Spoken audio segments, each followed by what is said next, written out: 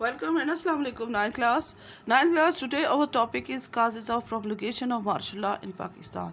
کہ پاکستان میں martial law کے نفاذ کے کیا کیا اسباب تھے کہ کیوں مارشل لاء کی ضرورت محسوس کی گئی اور پاکستان میں مارشل لاء نافذ ہوا. اب ہم کرتے ہیں کہ سب سے پہلے ہم لوگ اس کے بارے میں بیٹے پہلے یہ سمجھتے ہیں کہ مارشل لاء چیز کیا ہوتا ہے. Martial law is a military government.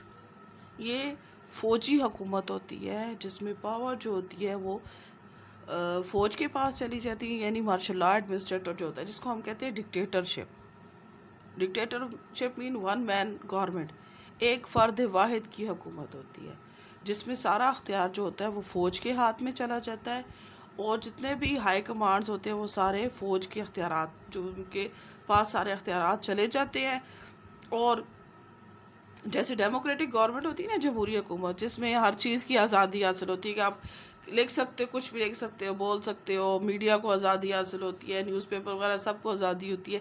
لیکن مارشل لاء گورنمنٹ جو ہوتی ہے وہ صرف پابند ہوتی ہے ان چیزوں کی کہ جو وہ گورنمنٹ بتاتی ہے. یعنی گورنمنٹ نے جو چیز کہہ دی ہے وہ چیز جو ہے وہ الاؤ ہوگی، ادروائز جتنی بھی چیزیں ہوں گی ان سب کو بین کر دیا جائے گا. ٹھیک ہے، یہ تو بات ہو گئی مارشل لاء کی. اب ہم اس کے بیک گراؤنڈ کے بارے میں پڑھتے ہیں کہ کیوں پاکستان میں بیک گراؤنڈ جو مارشل لاء کی ضرورت کیوں محسوس ہوئی، اس کے بارے میں اب ہم پڑھتے ہیں. یہ تو تھی نا ہم نے.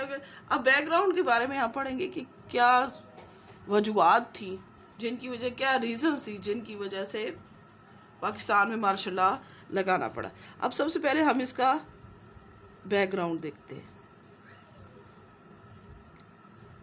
اب بیک گراؤنڈ کا مطلب کہ 7 اکتوبر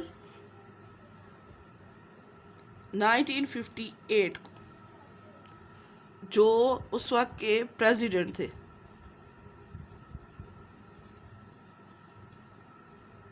اسکندر مرزا، انہوں نے کیا کیا اپنے اقتدار کو طویل کرنے کے لیے. یعنی وہ چاہ رہے تھے کہ میں جو ہوں بہت ٹائم تک حکومت کے اوپر رول کروں، کیونکہ ان کو پتا تھا کہ اگر ٹائم گزر جاتا ہے، جیسے 5 سال کے لیے صدر الیکٹ ہوتا ہے، جیسے 5 سال گزرتے ہیں تو پھر صدر کو مستعفی ہونا پڑتا ہے. تو انہوں نے کہا کہ کچھ ایسا میں کام کروں کہ میری جو گورنمنٹ ہے وہ بہت لانگ ٹائم تک رہے. تو پھر انہوں نے کہا کہ کیوں نہ میں ملک میں مارشل لاء لگا دوں. تو انہوں نے کیا کیا کہ 1956 کا جو کانسٹیٹیوشن تھا اس کو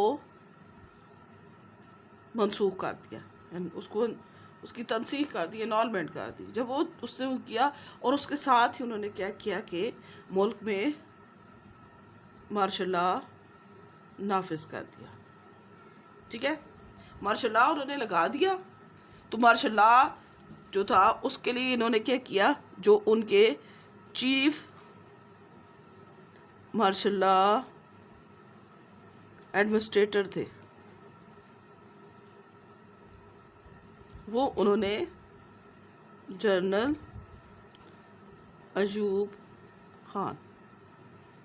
تو انہوں نے کیا کیا، چیف مارشل لاء ایڈمنسٹریٹر بنا دیا جنرل ایوب خان کو. اب وہ انہوں نے کیا کیا کہ جنرل ایوب خان کو اقتدار دے کر وہ بڑے خوش تھے کہ چلو یہ ہوگا کہ میرا جو ٹائم ہے وہ زیادہ دیر تک رہ جائے گا، میں بہت ٹائم تک، جب تک میں مارشل لاء گورنمنٹ رہے گی میں تب تک پریزیڈنٹ صدر بنا رہوں گا، اور وزیر اعظم کے طور پہ باقی گورنمنٹ جو ہے یہ چلاتے رہیں گے مارشل لاء کے طور پہ. ایوب خان جو ہے اس کو چلاتے. لیکن اب یہ تو خوش فہمی تھی اسکندر مرزا کی. اونلی 20 days، ٹھیک ہے، 20 days یعنی 27 اکتوبر 1958 27 اکتوبر 1958 کو ایوب خان نے اسکندر مرزا صاحب کو چلتا بنا دیا. انہوں نے کہا کہ آپ اسکندر مرزا صاحب بہت بیمار ہو چکے ہیں، اب آپ کا کام ہے کہ آپ ریسٹ کریں، آپ کی کرسی میں سنبھالوں گا. یعنی انہوں نے ان کو فورس کر کے جبراً انہیں مستعفی ہونے پر مجبور کر دیا، اور خود پورے ملک کے اوپر کنٹرول کر کے بیٹھ کے. یہ تو تھا بیٹا ہمارا بیک گراؤنڈ کہ اسٹارٹ میں کس طریقے سے پاکستان میں مارشل لا لگا, کیا ریزنز تھی, اور مارشل لا کیوں لگایا گیا اسکندر مرزا صاحب نے. تو پھر آج ہم اس کے بارے میں پڑھیں گے کہ اب کون کون سی وہ وجوہات تھی کہ جس کے لیے پاکستان میں مارشل لا نافذ کیا گیا. اب دیکھیے بیٹا بک کی طرف دیکھتے ہیں کہ بک میں سب سے پہلے کیا بتا رہا ہے جی آپ کو, causes of promulgation of martial law in Pakistan, کہ پاکستان میں مارشل لا کے نفاذ کی کیا ریزنز تھی. سب سے پہلے کہتے ہیں کہ worst economic condition of the country, یعنی ملک میں ہمارا جو معاشی حالات تھے وہ بہت زیادہ ورسٹ, بہت زیادہ بگڑ چکے تھے, بہت خراب ہو چکے تھے. اس میں کہتے ہیں کہ سب سے پہلے کہتے ہیں پولیٹیکل سٹیبلٹی, یعنی آپ کا جو سیاسی استحکام ہے نیسیسری فار اکنامک سٹیبلٹی, کہتے کہ سیاسی استحکام کے لیے, معاشی استحکام کے لیے بہت ضروری ہے کہ سیاسی استحکام ملک میں ہونا چاہیے. ٹھیک ہے, اگر آپ کے ملک میں سیاسی استحکام نہیں ہے تو معاشی استحکام کبھی بھی نہیں ہو سکتا, اور اس کے نہ ہونے کی وجہ سے آپ کی جو ملک کی حالت ہے وہ روز بروز خراب ہوتی جائے گی. اب ایک اور چیز یہ بتا رہا ہے کہ Pakistan is an agriculture country, Pakistan جو تھا وہ ایک زرعی ملک تھا. ہم بڑے دعوے کرتے ہیں نا کہ پاکستان جو ہے وہ ایک ایگریکلچر لینڈ ہے, ہمارے پاس بہت فرٹائل لینڈز ہے, بہت زیادہ ہماری اپنی زراعت ہے. ہائی کلیم آف گورنمنٹ کی گورنمنٹ بھی اس کے بڑے دعوے کر رہی تھی, بٹ فوڈ آئٹمس کہتے ہیں کہ اگر ہم دعویٰ کر رہے ہیں کہ ہم لوگ جو ہیں وہ زرعی ملک ہیں, ہماری گورنمنٹ بھی دعویٰ کرتی ہے, ہم لوگ بھی دعویٰ کرتے ہیں, تو فوڈ آئٹم جو کھانے پینے کی چیزیں ہیں وہ بھی باہر سے منگوائی جا رہی تھی. اب دیکھیں ایک ملک جو ہے جو زرعی بھی ہے, دعوے بھی کر رہے ہیں کہ ہمارا زرعی ملک ہے, تو اس کے باوجود یہ کیا ہو رہا ہے کہ کھانے پینے کی جو اشیاء ہے وہ بھی ہم باہر سے منگوا رہے ہیں. اور کیوں وہ منگوا بھی کس لیے, کتنے مہنگے دام, یعنی بہت کاسٹلی ہم اس کو منگوا رہے ہیں. On the other side drawbacks, کہتے ہیں ایک تو ہم یہ تھا کہ ہم اس کو بہت مہنگا کر کے منگوا رہے تھے, تو دوسری طرف یہ تھا کہ ایک تو اس کو وہ کاسٹلی تھا, بہت خرچہ بھی آتا تھا, اینڈ ادر ہینڈ کہتے ہیں ڈرا بیکس پروسیس آف ڈسٹریبیوشنز, جو اس کا تقسیم کا طریقہ کار تھا وہ بھی بہت زیادہ خراب تھا.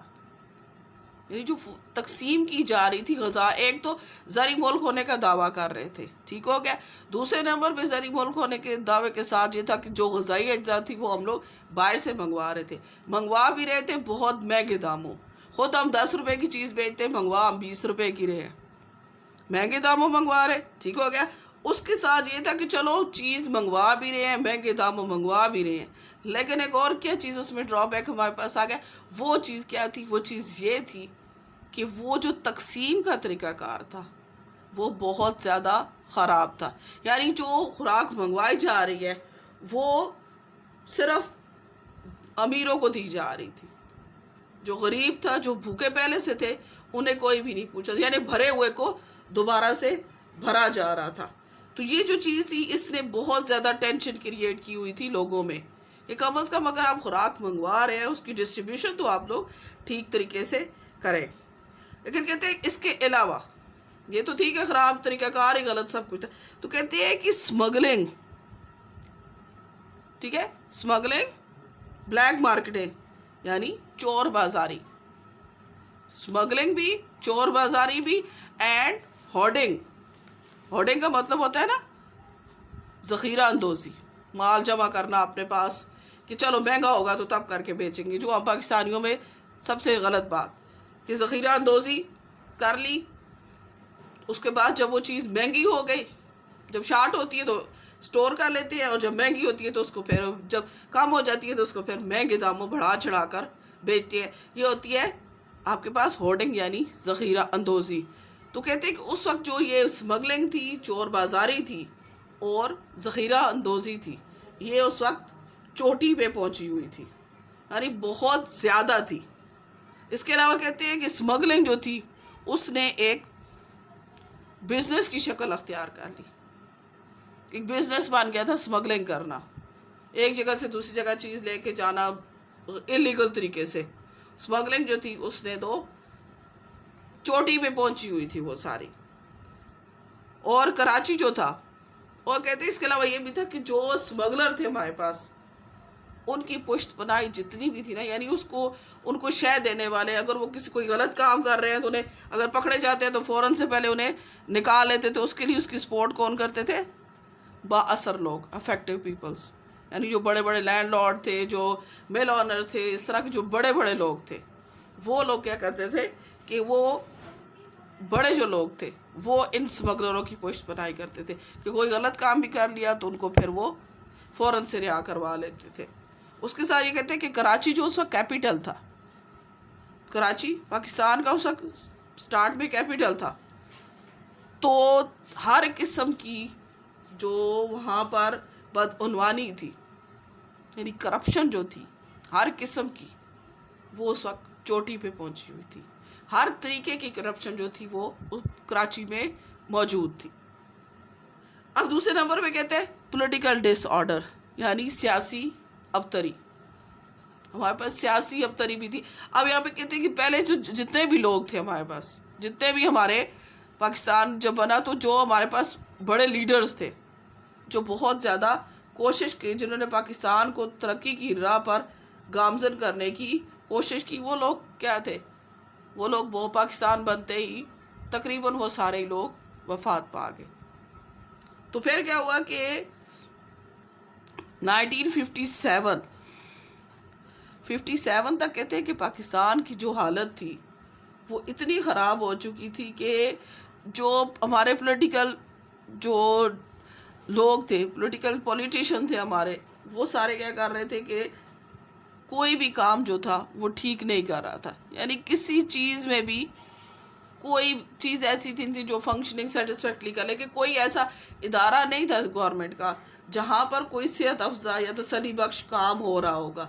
ہر جگہ پر سیاسی کشمکش تھی, کوئی کام ایسا نہیں تھا پاکستان میں کہ جو بہتر طریقے سے ہو رہا ہو. نیکسٹ اب سٹیپ کیا کہتے ہیں؟ پرائم منسٹرز, کہ پاکستان کے جو پرائم منسٹرز تھے, چینجنگ ڈے ایوری ڈے, کہ جو ہمارے وزیر اعظم تھے وہ آئے دن تبدیل ہو رہے تھے. اس کے بارے میں گاندھی نے خوب کہا تھا, اس نے کہا تھا کہ جو نہرو کے بارے میں, کہ نہرو جو تھا وہ وزیر اعظم بھی تھا بھارت کا, تو اس نے کہا کہ میں نے اتنی دھوتیاں نہیں بدلی جتنی کہ پاکستان وزیر اعظم بدل چکا ہے. تو یہ تو ہمارے لیے بات صحیح نہیں تھی کہ ہمارے وزیر اعظم جو تھے وہ آئے دن بدل رہے. اور اس کے ساتھ یہ کہ جو الیکشنز کا کہتے تھے, ہمارے جو پریزیڈنٹ شپ تھی, صدر ہمارا جو تھا وہ الیکشن میں کہہ رہا ہے کہ 3 مہینے کے بعد, ہمیشہ تو ایز رول جو ہوتا ہے کہ 3 months یعنی 90 days کے بعد الیکشن ہو جاتے تھے. لیکن جو ہمارے صدر صاحبان تھے وہ اپنے اقتدار کو طویل کرنے کے لیے جو الیکشن تھے انہیں پوسٹ پون کرتے رہے کہ چلو 3 مہینے نہیں تو 6 مہینے بعد صحیح, 6 نہیں تو 9 مہینے سا. تو یہ جو 3-6 مہینوں بعد والا سسٹم تھا, اس نے لوگوں میں بہت زیادہ ٹینشن کریٹ کر دی تھی, خصوصاً پاکستان کا جو ایسٹ پاکستان تھا, کہ اس ونگ میں یہ بہت زیادہ ٹینشن لوگوں میں پھیل گئی تھی کہ اگر ہم لوگ ون بھی کر جاتے ہیں تو ہمیں کیوں نہیں ہمارا حصہ دیا جاتا. تو اب یہ تھا کہ اب اس میں ایک اور کہتے ہیں کہ the founding party of Pakistan, Muslim league کے بارے میں کہتے ہیں کہ جو فاؤنڈنگ پارٹی تھی, پاکستان بنانے والی جو پارٹی تھی ہمارے پاس تھی, وہ مسلم لیگ تھی. لیکن 1904 کی جو الیکشن ہوئے 1954 کے, اس میں مسلم لیگ کو بری طرح سے شکست ہوئی, کیونکہ یہ جو مسلم جو بنانے والے لوگ تھے, ہمارے جو پولیٹیشین تھے, جو ہماری قیادت تھی, وہ تو ساری جو تھی ختم ہو گئی. تو پیچھے جتنے بھی لوگ تھے وہ اقتدار کے چکروں میں پڑ گئے. ہر بندہ یہی کہتا تھا کہ مجھے پاور چاہیے, مجھے پاور چاہیے. ہر کوئی منسٹریز کے پیچھے لگا, پرائم منسٹرشپ کے پیچھے لگا ہوا تھا, ہمیں یہ چیز چاہیے. اور کوئی بندہ ایسا نہیں تھا کہ جو ملک کے لیے کام کر سکے. اور ایک اور چیز یہ تھی کہ جو اسکندر مرزا نے بنائی تھی ایک پارٹی جس کا نام تھا پاکستان ریپبلکن پارٹی, جو اس نے خود بنائی اسکندر مرزا نے. اور یہ پارٹی ایسی تھی کہ جو صرف اور صرف کام کر رہی تھی کس کے لیے؟ اسٹرگل فار پاور, صرف اقتدار کے لیے کام کر رہی تھی. اس نے لوگوں کے لیے کچھ نہیں کیا, بلکہ وہ صرف اور صرف اقتدار کے لیے کام کر رہی تھی. اچھا، اور اس کے بعد یہ کہتے ہیں کہ دو پارلیمنٹری سسٹم جو تھا ملک میں صرف نام نہاد تھا، کوئی بھی پارلیمانی نظام نہیں تھا، یعنی کوئی بھی پرائم منسٹر کی کسی بھی کوئی ویلیو نہیں تھی، صرف پریزیڈنٹ شپ تھی، صدارتی نظام تھا، جو صدر کہہ رہا تھا وہی ہو رہا تھا، اور جس طرح چاہے جو ہمارا وزیر صدر تھا وہ اسمبلی توڑ بھی سکتا تھا، جو کچھ کرنا چاہے وہ کر سکتا تھا. تو پھر یہ تھا کہ جو منسٹرز تھے وہ بھی لوگوں کو صرف، جو پولیٹیشین ہمارے جتنے بھی تھے وہ صرف لوگوں کو ایکسپلائٹ کر رہے تھے، اور صرف اقتدار حاصل کرنے کے لیے صرف اسلام کے بلند و باغ دعوے کر رہے تھے کہ ہاں جی اسلام کے نام پہ ہم لے رہے ہیں، ہم ڈیموکریسی کے نام پہ لے رہے ہیں. اب یہ کہتے ہیں کہ یہ تو جو لوگ تھے پولیٹیشین ہمارے تھے وہ ایکسپلائٹ کر رہے تھے، یعنی استحصال کر رہے تھے، کریٹنگ دا کنڈیشن، اچھا جی، کر رہے تھے by the verbal claim of Islam and democracy, صرف اسلام کے اور جمہوریت کے نام نے دعوے کر رہے تھے، اور کوئی بھی بندہ ایسا نہیں تھا، جو پولیٹیشین ایسا نہیں تھا کہ جو عوام کے لیے کام کر سکے. تو پھر کیا ہوا؟ The state of affairs are creating condition of tension. اب یہ جو ملک کے حالات تھے اس نے ٹینشن کریٹ کر دی، کس میں؟ ایسٹ اور ویسٹ پاکستان میں، یعنی ملک کے جو دونوں حصے تھے ان دونوں حصوں میں اس نے ٹینشن جو تھی وہ کریٹ کر دی، اور اس کا رزلٹ کیا نکلا؟ آخر میں رزلٹ اس کا نکلا مارشل لا کی صورت میں، یعنی مارشل لا کی صورت میں اس کا رزلٹ ہے کہ دونوں ایسٹ اور ویسٹ پاکستان دونوں انسیٹسفائڈ تھے ان پولیٹیشین کے ہاتھوں سے، گورنمنٹ کے ہاتھوں سے. اس وجہ سے انہوں نے کیا کیا کہ یہ اس کا حالت جو تھی وہ بہت زیادہ ہی خراب تھی، اور آخر کار اس کا نتیجہ مارشل لا کی صورت میں نکلا. اب نیکسٹ کہتے ہیں ورسٹ ٹریڈ کنڈیشن. کہتے ہیں کہ چلو اکنامک کنڈیشن بھی خراب تھی، پولیٹیکل بھی ڈس آرڈر تھا، لیکن اس کے ساتھ ساتھ کہہ رہے ہیں کہ ورسٹ ٹریڈ کنڈیشن، یعنی ہماری جو تجارتی حالات تھے وہ ہمارے پولیٹیکل ڈس آرڈر اور اکنامک کنڈیشن سے بھی زیادہ خراب ہو چکے تھے. اب اس میں کہتے ہیں کہ پروفٹنگ اور اڈلٹریشنز فوڈ سٹف. اب یہاں پہ کہتے ہیں پروفٹنگ، منافع خوری ان میں عام تھی، اور اس کے ساتھ اڈلٹریشن ان فوڈ سٹف، جو کھانے پینے کی اشیاء میں ملاوٹ ہو رہی تھی وہ بہت زیادہ ہو چکی تھی، یعنی اتنی عام ہو چکی تھی، اگر 2 دکانیں نہیں ہیں تو تیسری دکان والا لازمی ان چیزوں کو کر رہا تھا. یعنی وہ اپنے پیسہ بنانے کے لیے انہوں نے ہر چیز میں ملاوٹ شروع کر دی، منافع کھانے کے لیے انہوں نے ہر کام شروع کر دیا کہ کہیں نہ کہیں سے ہمیں منافع ملے، اور وہ انہوں نے کیا کیا کہ اشیاء خوردنوش میں انہوں نے ملاوٹ شروع کر دی. جیسے مرچوں میں اینٹیں پیس کے ڈال دیتے تھے، تو یہ تھا کہ ظاہر سی بات ہے وہ اینٹ بھی ریڈ ہوتی ہے، مرچیں بھی ریڈ ہوتی ہے، اب اس میں نہیں پتہ چلتا کہ کیا ملاوٹ ہوئی تھی، لیکن جب ڈالتے ہیں تو ٹیسٹ وغیرہ سے پتہ چلتا ہے. تو یہاں بھی یہ چیز تھی کہ انہوں نے ملاوٹ اس طرح سے، جو کھانے پینے کی چیز تھی جو اس سے ملتی جلتی تھی وہ چیز اس میں پیس کے ڈال دیتے تھے کہ شاید اس سے پھر یہ ہوگا کہ لوگوں کو پتہ بھی نہیں چلے گا، ہماری چیز بھی زیادہ ہو جائے گی اور ہمیں اس سے زیادہ پیسے بھی مل جائیں گے. حالانکہ یہ چیز جو تھی وہ بہت زیادہ خراب تھی. اور اس کے ساتھ کیا کہتے ہیں؟ Demand for goods and raw materials in the world market was near to finish and the rolling class did not take any step for improvement. کہ ہمارا جو مال تھا، خام مال، را مٹیریل ہمارا جو تھا، جو ہماری مصنوعات تھی، ہماری جو چیزیں تھیں جو ہم باہر کے ملک میں ایکسپورٹ کرتے تھے، تو وہ جو جتنی بھی چیزیں ہم ایکسپورٹ کرتے تھے وہ ساری کی ساری اس کی جو مانگ تھی، لوگ جو کہہ رہے تھے کہ ہم لوگ کو یہ چیز چاہیے. فار ایگزامپل ہمارے ملک سے چاول جاتا تھا، ہمارے ملک سے چینی جاتی تھی، یہ ساری جتنی بھی ایگریکلچر لینڈ تھا نا، تو ان میں جب انہوں نے ملاوٹ شروع کر دی تو پھر ان لوگوں نے کہا کہ ہمیں آپ کی ان چیزوں کی ضرورت نہیں ہے. تو پھر جب ہماری چیزوں کی مانگ بیرونی ممالک میں جب ختم ہوتی گئی تو پھر جو ہماری گورنمنٹ تھی اس نے بھی اس پر کوئی سٹیپ نہیں اٹھایا. انہوں نے کہا چلو خراب ہوتی ہے تو بھاڑ میں جائے، ہمیں کیا لگا پاکستان سے، جانے دو جو چیز جاتی ہے جائے. یعنی ہمارے پولیٹیشین اتنے کرپٹ ہو چکے تھے کہ انہیں کوئی بھی احساس نہیں تھا کہ ہمارے ملک کی حالات کدھر جا رہے ہیں. وہ صرف یہ کہہ رہے تھے کہ مجھے پیسہ ملے، میری جیب بھر جائے، باقی پاکستان جائے بھاڑ میں، ہمیں اس سے کوئی بھی لینا دینا نہیں ہے. تو اسی کا یہ حالت ہوئی کہ جو پاکستان کی کرنسی تھی، یعنی addition development very slow motion, Pakistan کی جو کرنسی تھی ڈی ویلیو ہو گئی، پیسے کی قیمت ہی گر گئی. جب ظاہر سی بات ہے کوئی امپورٹ ہی امپورٹ کر رہا ہے، ایکسپورٹ ہے کچھ نہیں ہے، تو پھر کیا ہوگا؟ آہستہ آہستہ ہمارے پیسے کی جو ویلیو تھی وہ گرتی گئی. اس کے ساتھ یہ تھا کہ جو پروجیکٹس تھے ہم لوگ صرف ویسٹرن کنٹریز کو دیکھ رہے تھے. کوئی اللہ کا بندہ آ جائے ہمارے ملک میں پروجیکٹس بنا دے، کوئی اللہ کا بندہ آئے ہمارے ملک میں پروجیکٹس بنا دے، بس یہ اسی پہ ہم لوگ. تو یہ کہہ رہے کہ جتنے بھی ہمارے پروجیکٹس ہیں ہم لوگ صرف ویسٹرن کنٹریز کے ہاتھوں کو دیکھنے لگ پڑے تھے کہ کوئی بھی آئے آ کے ہمیں ہمارے جو پروجیکٹس ہیں وہ کوئی بنا دے، کوئی کمپلیٹ کر دے. اور ہماری جو اپنی جو انڈسٹریل ڈیولپمنٹ تھی وہ بہت زیادہ سلو تھی، بہت زیادہ سلو ہماری اپنی ڈیولپمنٹ تھی، نہ ہونے کے برابر تھی ہماری ڈیولپمنٹ. تو پھر اس کے علاوہ کیا کہتے ہیں کہ ہمارے ملک میں آئے دن اسٹرائکس، ہڑتالیں، لاک ڈاؤن، یعنی تالہ بندیاں ہو جاتی تھی، لاک آؤٹس ہوتے تھے، ہر جگہ پہ تالے لگا دیے جاتے، بازار بند کروا دیے جاتے. اور اس کے ساتھ انڈسٹریل کانفلکٹس، یعنی جو صنعتی جھگڑے تھے، آئے دن مالکوں کے اور جو کام کرنے والے جو لوگ تھے ورکرز، ان کے درمیان جھگڑا جاری رہتا. تو یہ کہتے ہیں کہ یہ روز کا ایک میٹر بن گیا.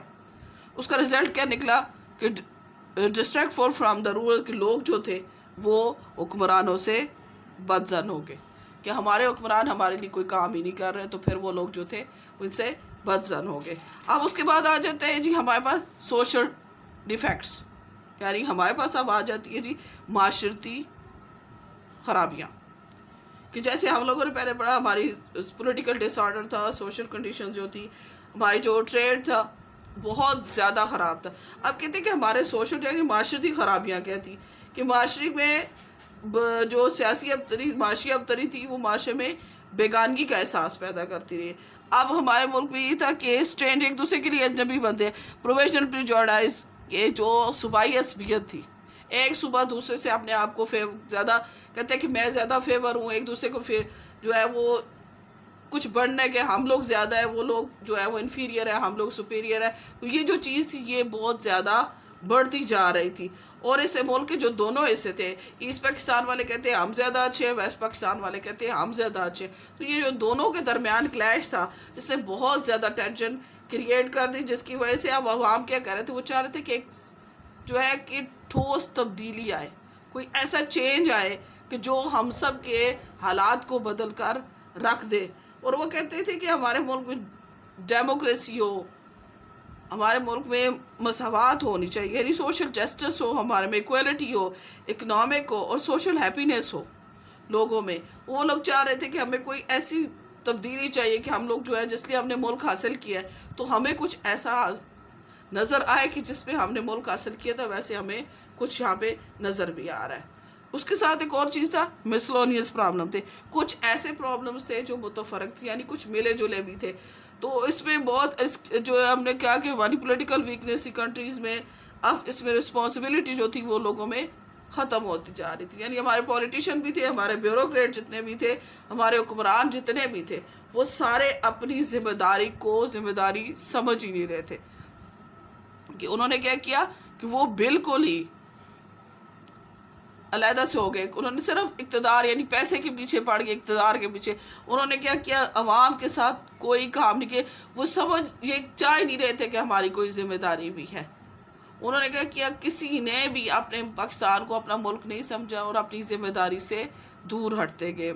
تو پھر کیا ہوا کہ انہوں نے یہاں تک کہ انہوں نے prefer their own interest national and public interest. انہوں نے کیا کیا کہ یہ جو ہمارے پولیٹیشنز تھے، ہمارے حکمران تھے، ہمارے جو بیوروکریٹ طبقہ تھا، انہوں نے کیا کیا کہ ملکی مفاد پر اپنے مفاد کو ترجیح دی.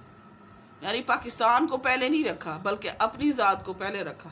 انہوں نے کیا کیا کہ صرف اپنے مفاد کے لیے کام کیا، ملک کو انہوں نے اٹھا کے سائڈ پہ ڈال دیا، جس کی وجہ سے بہت زیادہ مسائل پیدا ہوئے. اچھا جی، امپورٹنٹ گورنمنٹ جوڈیشری جو تھی ہمارے پاس، یعنی جو ہمارے پاس عدالتی نظام تھا، اس میں بھی لوگ کرپٹ ہو گئے کہ جو بے گناہ تھے اسے سزائیں مل رہی تھی، جو گناہ گار تھا وہ آزاد باہر گھوم رہا تھا. اچھا جی، پھر یہ تھا کہ پرابلمز کنٹری میں کون کون سے تھے پرانے، ہمارے پاس ریہیبلیٹیشن آف ریفیوجیز یعنی مہاجرین کی آباد کاری کا مسئلہ اسی طرح پڑا ہوا تھا، کینال واٹر ڈسپیوٹس نہری پانی کا مسئلہ اسی طرح سے پڑا ہوا تھا، اور کشمیر کا جو ایشو تھا وہ اسی طرح انسالوڈ تھا. یعنی یہ باقی چیزوں کے علاوہ جو پرانے ہمارے پاس پرابلمس ہیں وہ بھی اسی طرح سے بغیر حل کیے ہمارے پاس پڑے ہوئے تھے. In these circumstances Iskandar Mirza establish the constitution